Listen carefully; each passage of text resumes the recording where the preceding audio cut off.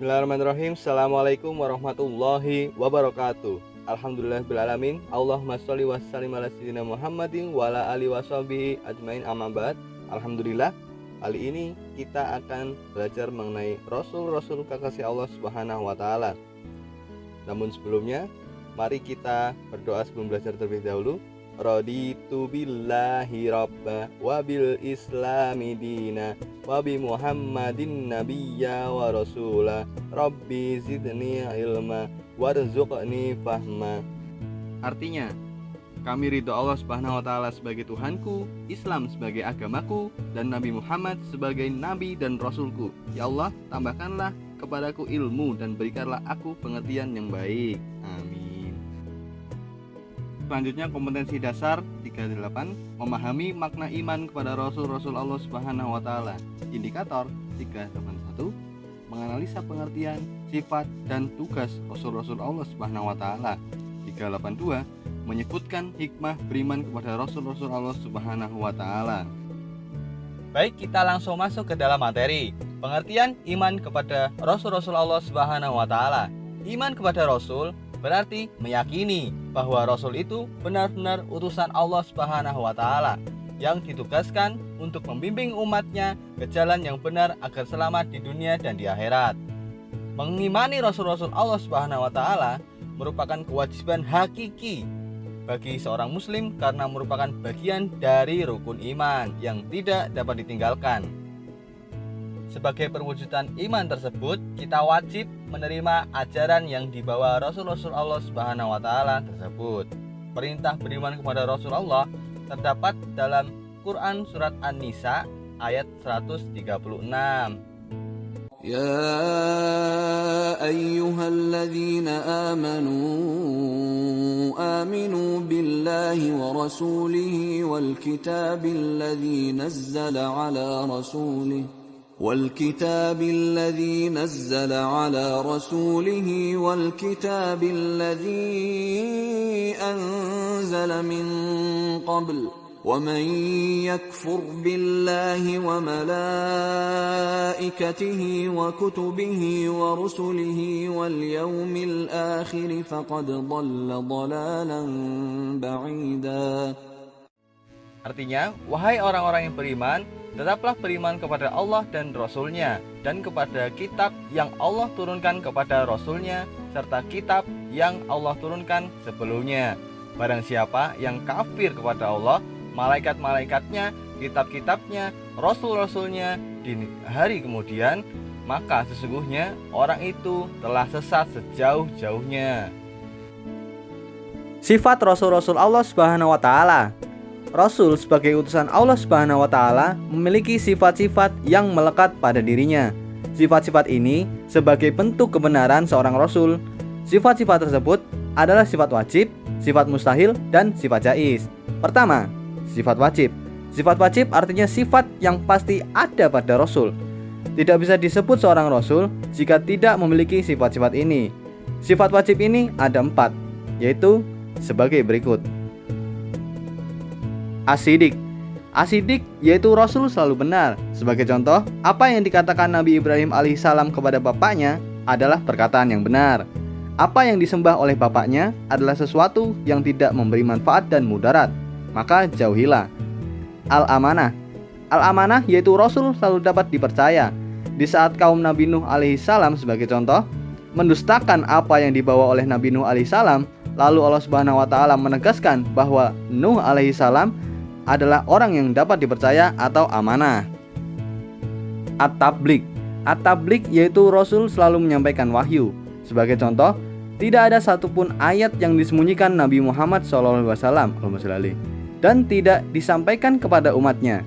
Dalam sebuah riwayat diceritakan bahwa Ali bin Abi Thalib ditanya tentang wahyu yang tidak terdapat dalam Al-Quran. Ali pun menegaskan bahwa demi zat yang membelah biji dan melepas napas, tiada yang disembunyikan kecuali pemahaman seseorang terhadap Al-Quran.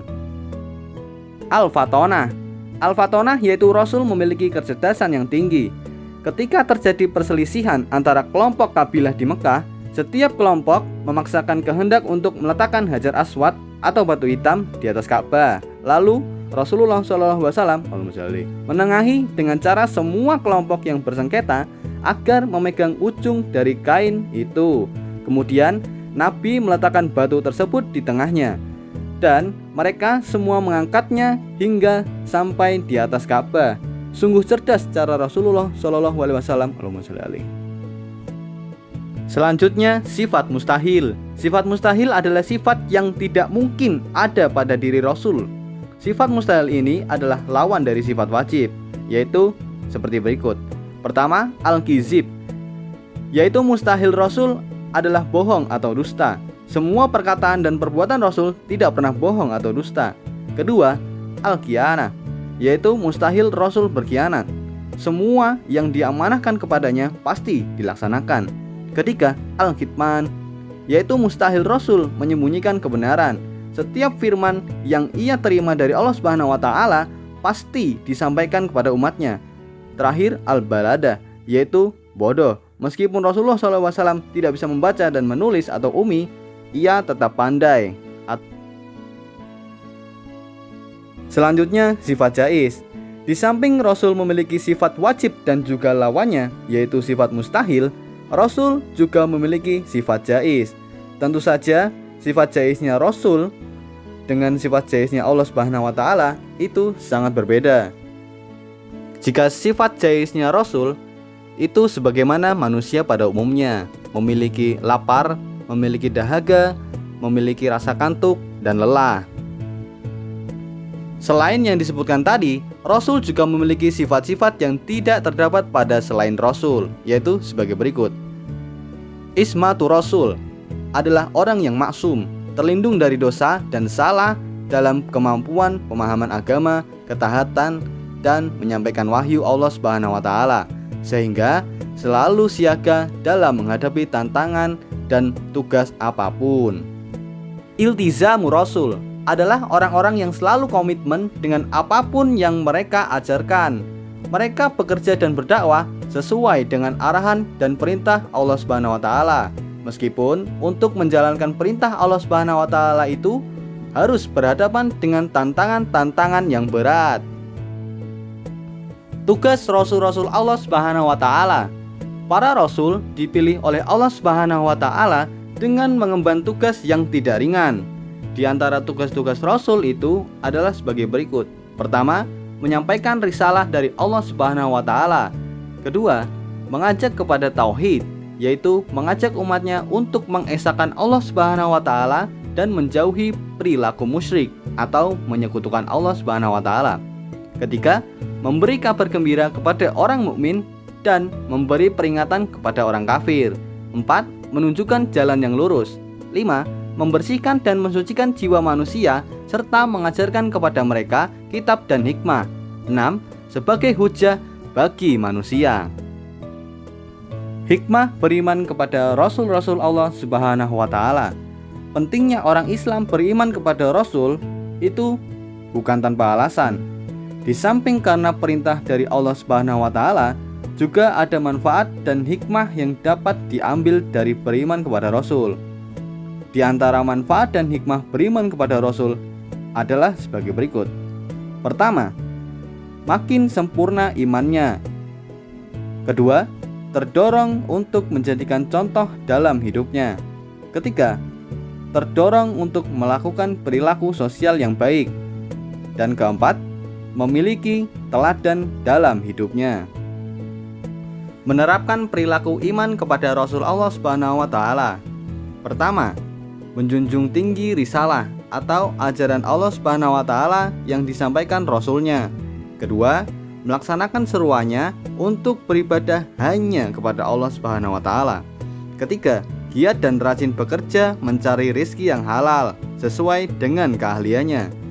Orang-orang yang beriman kepada Rasul tidak akan menjadi orang-orang yang malas bekerja, duduk berpangku tangan, tidak mau berusaha keras, sehingga hidupnya menjadi beban orang lain saja.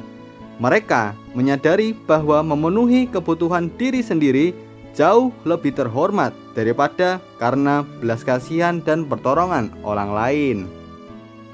Keempat, selalu mengingat, memahami, dan berperilaku sesuai dengan tuntutan Rasulullah SAW dan rasul-rasul yang lain. Kelima, melakukan usaha-usaha agar kualitas hidupnya meningkat ke derajat yang lebih tinggi.